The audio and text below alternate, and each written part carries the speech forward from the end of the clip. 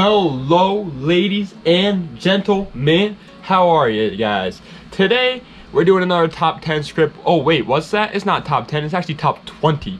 That's right, we're going overboard with it, baby. But I gotta keep you guys on your toes, you know, I can't keep doing all these budget cars. So today I'm going to let you in on a little secret. All right, come close, come close, come close.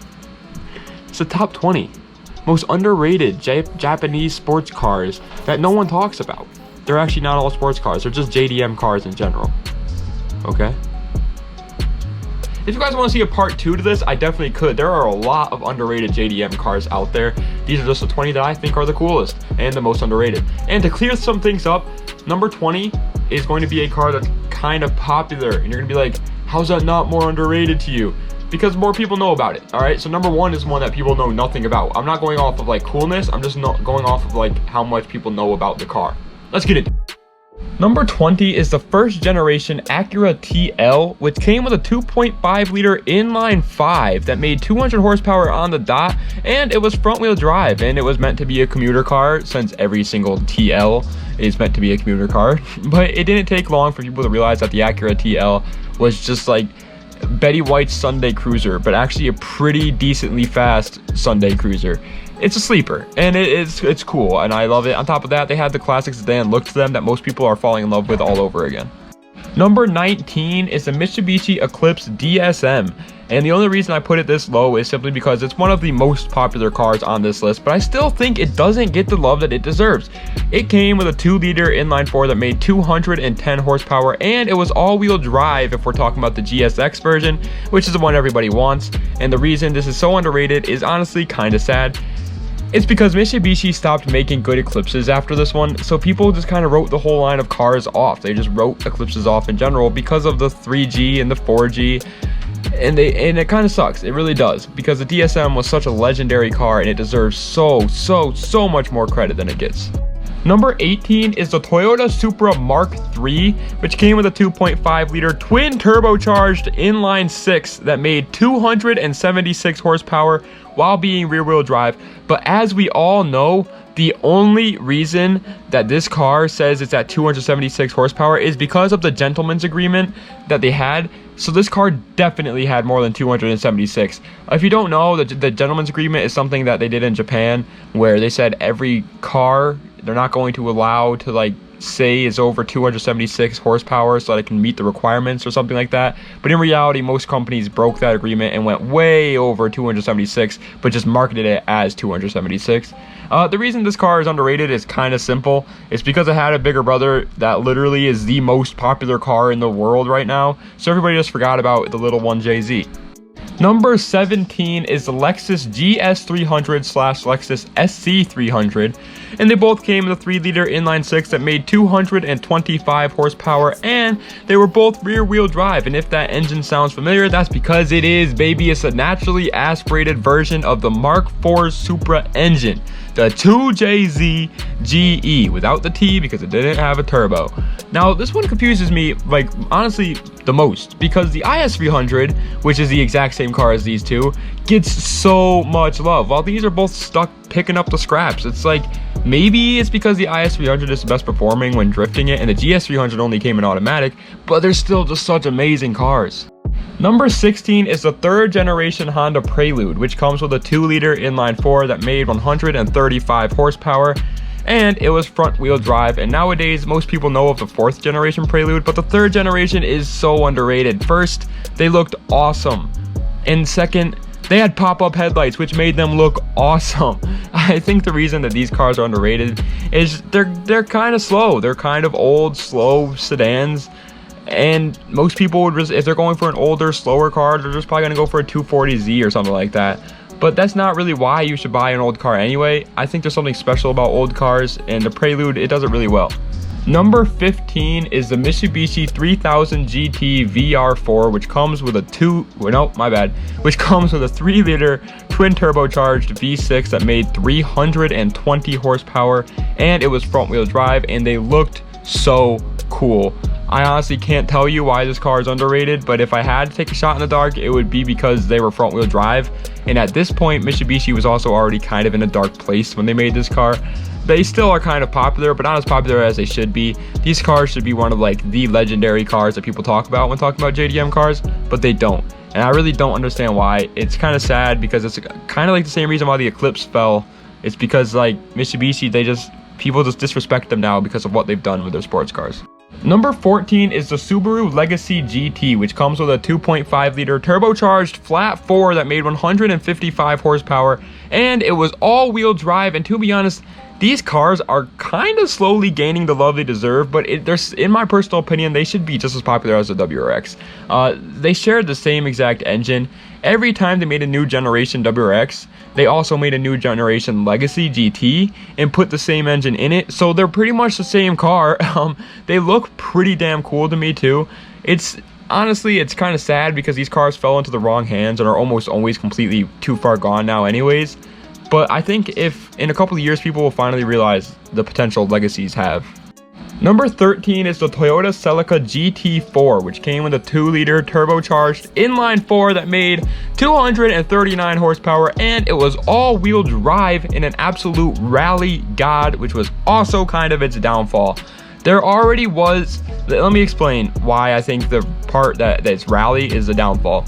There already was 2 Japanese rally legends people were talking about, so when the GT4 came onto the scene, even though it did well, it performed very good, people were still only interested into the Evo versus WRX rivalry and didn't really care about any other cars that came onto it, which does kind of suck. Number 12 is the Nissan Stagea, which came with a 2.6 liter twin turbocharged inline 6 that made 276 horsepower, and it was once again only conned at 276 because of the gentleman's agreement that we just talked about. But this car has the RB26 det in it. That's right, the engine that came with the GTRs. If you ever wanted a GTR but didn't have GTR money and had something called children, well then the Stagea would be perfect for you. Also, it was available in either all-wheel drive or rear-wheel drive, meaning if you wanted to be a drifty boy, then you could be. But if you needed a car for the winter area, then you have one. It's a great car, it looks awesome, and they're slowly getting the love they deserve, which is the only reason why I didn't put it any higher, but they need to be unbelievably popular. Number 11 is like my favorite car that I ever had in Gran Turismo. I loved this car in that game. It's the Mitsubishi FTO, which came with a 2 liter V6 that made 170 horsepower, and it was front wheel drive and looked interesting to say the least. I honestly don't really like the looks of them too much, but I appreciate the thought process behind them. Anyway, the reason this car didn't go popular is because I think, and now this is gonna sound like biased, and I'm sorry, I'm not trying to be cocky, but when talking about JDM cars becoming legendary, I really believe the North American market plays a huge role in it, and if we're not given a car, we really don't get too much of a reason to want it, unless they really blow us out of the water like the GTRs and the Supras and the RX-7s. But even those cars, we got them, except for the GTR R34. We got those cars, it just, you know, we just love them so much. The FTO, we didn't get it, and so we just don't want it, and that kind of plays a big role in it. Number 10, halfway through the list, top 10 baby.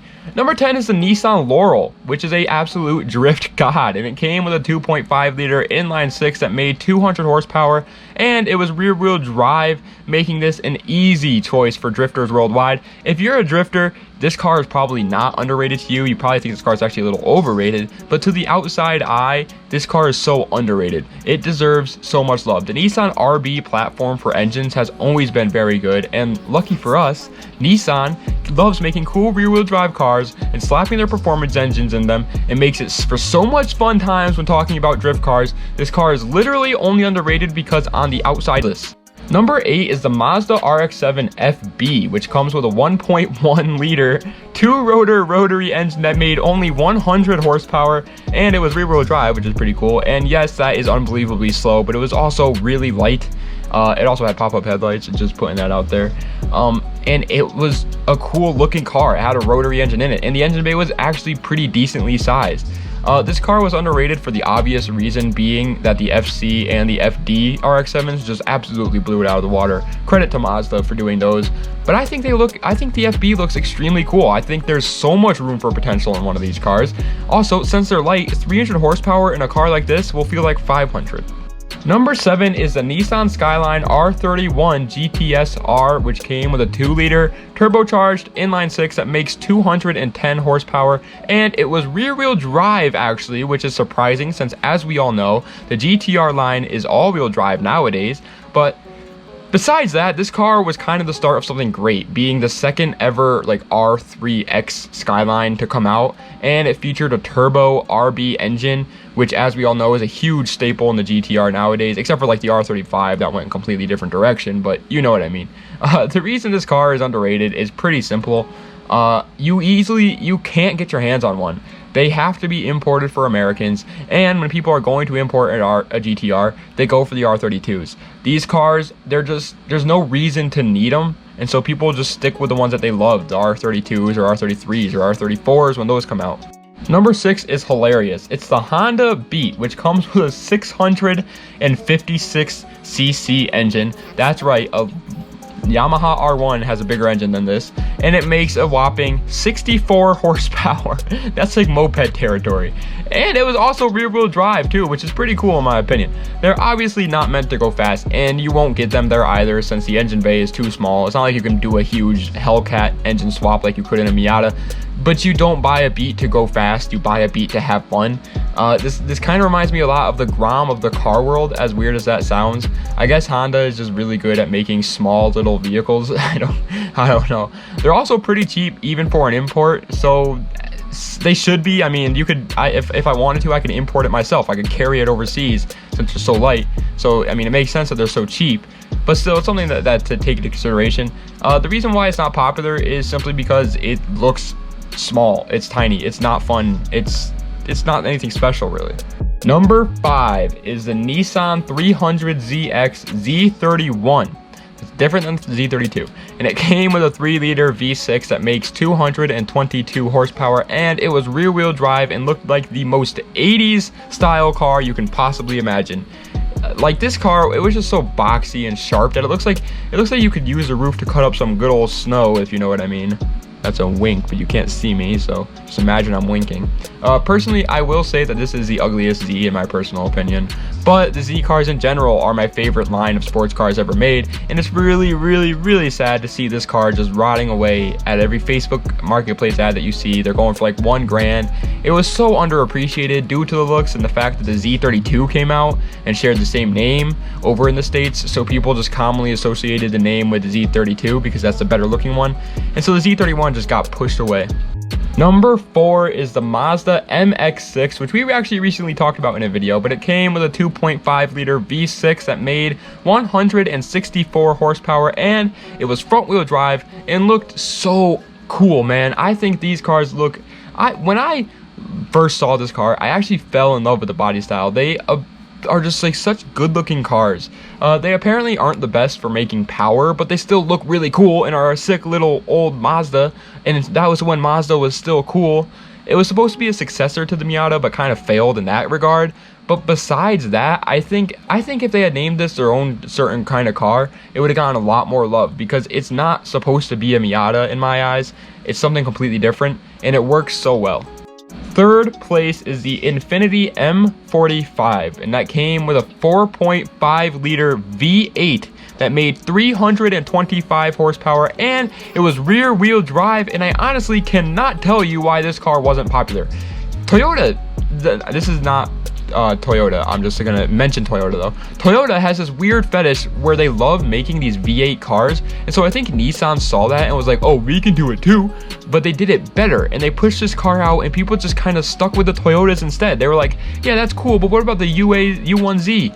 And then they just stuck with that car. It was highly marketed as a luxury car too, which does make it suffer a little when talking about the car community today.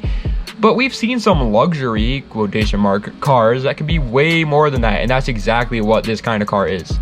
Second place is the Mitsubishi Galant VR4, which comes with a 2-liter turbocharged inline-4, making 280 horsepower while being all-wheel drive, and not just any all-wheel drive system, but the same all-wheel drive system that they were using in the Evos at the time. That is crazy to me. It was meant to be an entry-level Evo, and it did it super well while looking extremely good. I think personally this car has so much uncovered potential that it kind of sucks that not more people love them. I guarantee the reason why it was unpopular though is because of the Evo taking the spotlight, just like the Legacy GT. Speaking of which, I think the Legacy versus Galant rivalry would be a much more cooler rivalry. It's like the little sister cars of the Evo versus WRX. I would love to see that. First place is a car that snuck its way into my top 10 favorite JDM cars ever built upon researching this video. I fell in love with it the second I laid my eyes on it, and I literally just found out about it today. Number 1. First place is the Mazda Eunos Cosmo, which comes with a 2-liter twin turbocharged 3-rotor rotary engine that makes 141 horsepower, and it was front-wheel drive, which does kind of suck. If it was rear-wheel drive, this would be like my new dream car. And it's actually the only Mazda to ever come with a 3-rotor engine, which is pretty cool. It's also a 2-liter rotary engine, which is pretty special itself, and it's a twin turbo engine. The engine is stacked on this car, and the looks really take it home for me.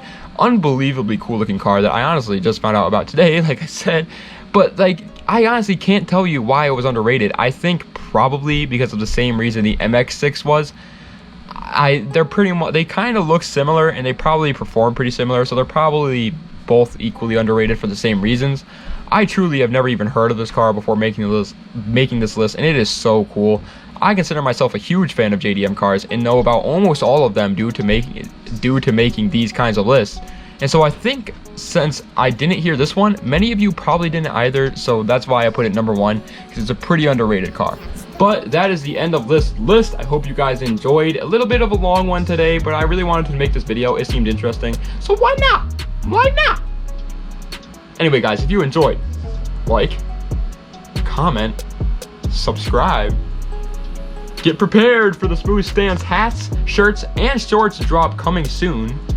And thank you guys so much for watching. I love each and every one of you. Let me know what else you want to see. And peace out. Das Vidania, and have a nice day.